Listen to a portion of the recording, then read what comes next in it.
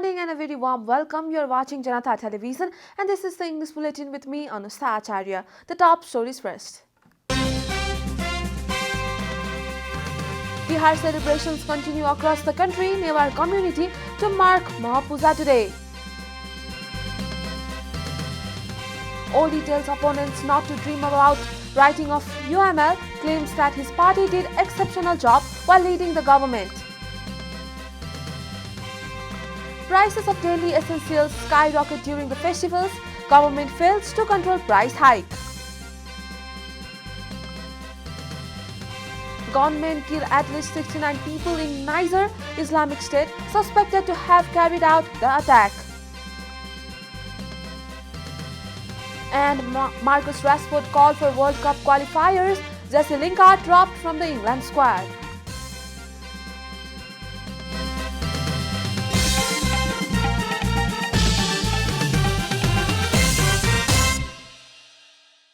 And now the news in detail. Today is the second last day of Tihar festival, which is celebrated by worshipping the oxen. The day is also called Govardhan Puja, named after a hill mentioned in the Hindu mythology. The Govardhan Puja rituals are being observed today by making replicas of the Govardhan mountain made out of the cow dung.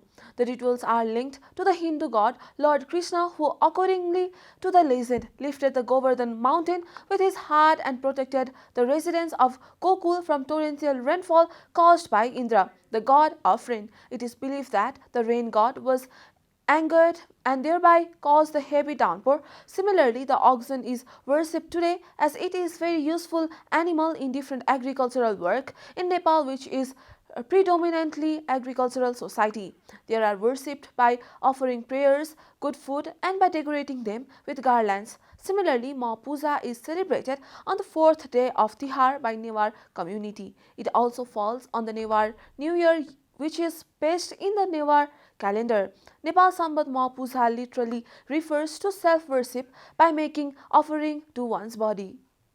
Former Prime Minister Chalanath Khanal has been named as the Chief of the Foreign Affairs Department of the CPN Unified Socialist. A report.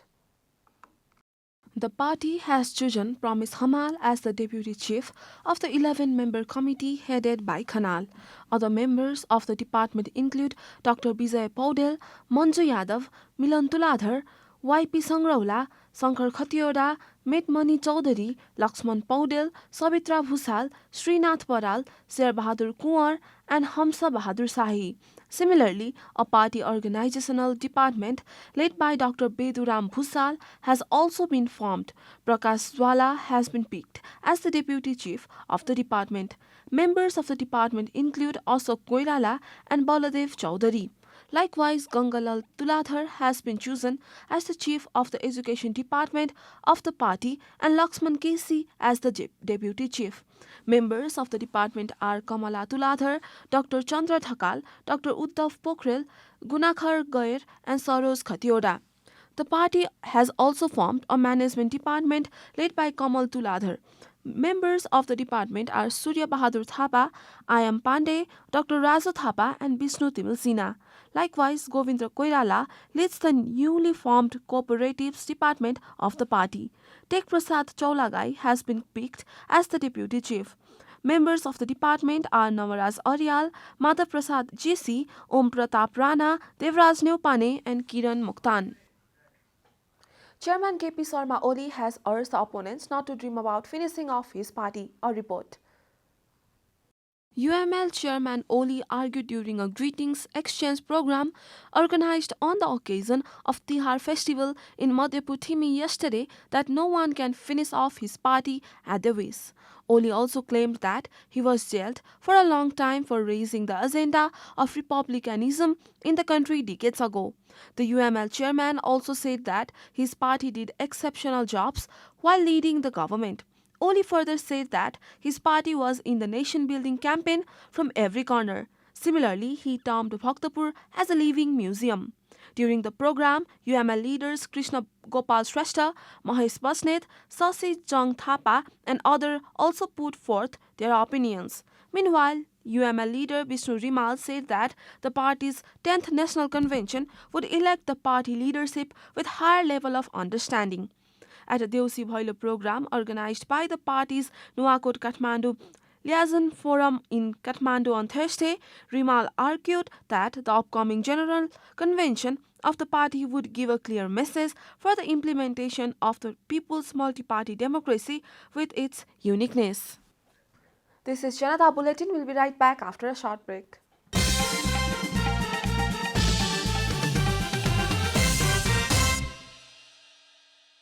Welcome back after the break. We continue with other national news. The government yesterday confirmed 287 new cases of coronavirus across the country. Following the latest round of tests, the total cases of coronavirus in the country have climbed to 814,115, while the number of active cases has dropped to 8,890.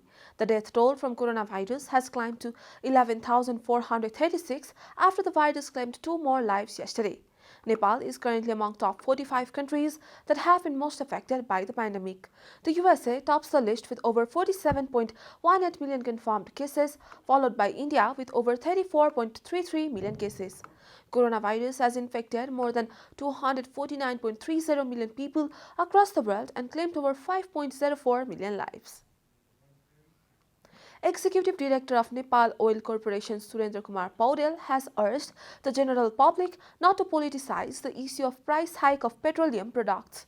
Executive Director Paudel argued that the price of petroleum products have been increased due to the hike in prices in the international market and not because of political reasons. He said that it is natural to increase the price when the price increases in the international market. Paudel further said that the issue has been wrongly interpreted in Nepal. He clarified that the price of petrol has increased by Rs 7 in the international market, while the price has increased by a margin of Rs 3 in Nepal.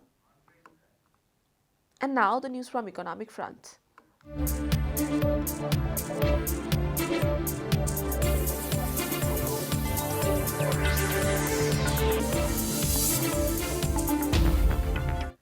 The prices of daily essentials have increased during the festive season. Traders have increased the prices, taking advantage of the increase in demand for the essential goods.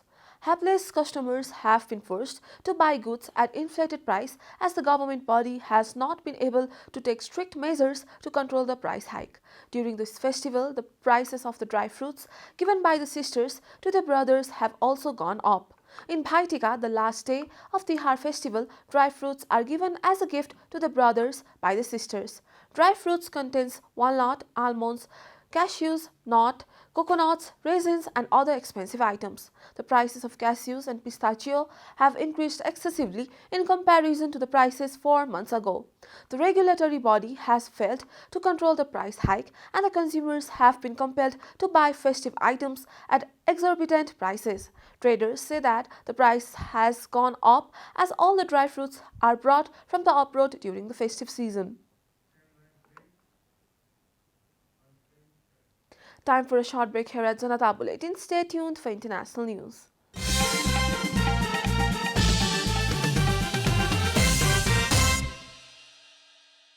Welcome back now to international news.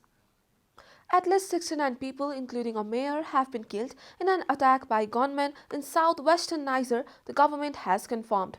The assault was the latest in Nigeria's three-border zone with Burkina Faso and Mali, a violent area that has been the epicenter of the years-long conflict between state forces in the western portion of Africa's Sahel region and armed groups linked to ISIL and Al-Qaeda. The gunmen ambushed a delegation led by a mayor of Bani Bangau on Tuesday about 50 kilometers from the town in the western region of Tillaberi near the border with Mali. Announcing the death toll on Thursday, Interior Minister Al-Kachi Al-Hada said on state television that 15 people had survived and a search operation was underway. A local source identified the site of the attack as the village of Adabdab. A motorcycle-borne defense force was attacked by heavily armed members of the Islamic State in the Greater Sahara who were also on motorbikes, the source told AFP News Agency. You are watching Janata Bulletin and now the latest from the world of sports.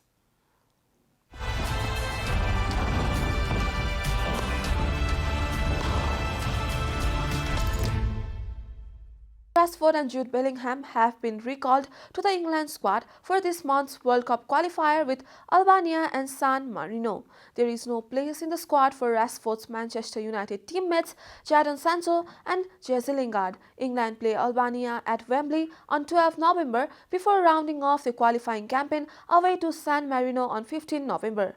They require 4 points from those games to qualify for Qatar 2022.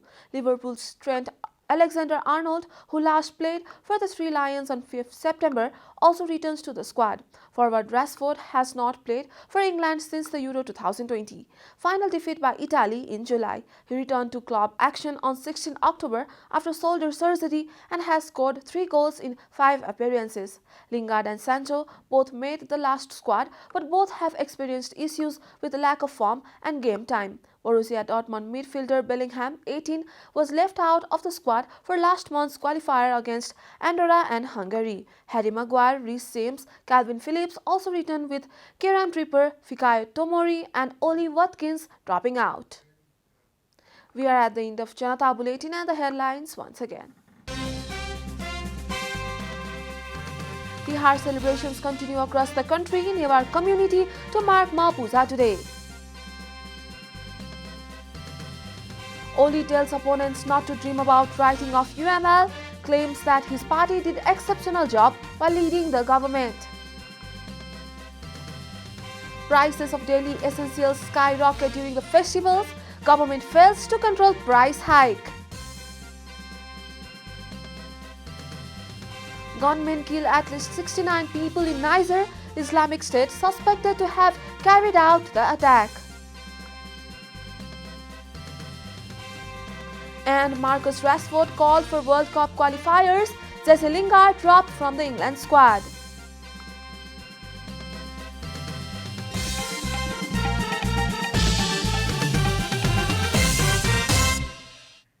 And that's all from the English News Desk for today. You can follow Janata Television and our programs on various social media platforms, including on our website janatasamachar.com. Keep watching Janata Television. Namaste.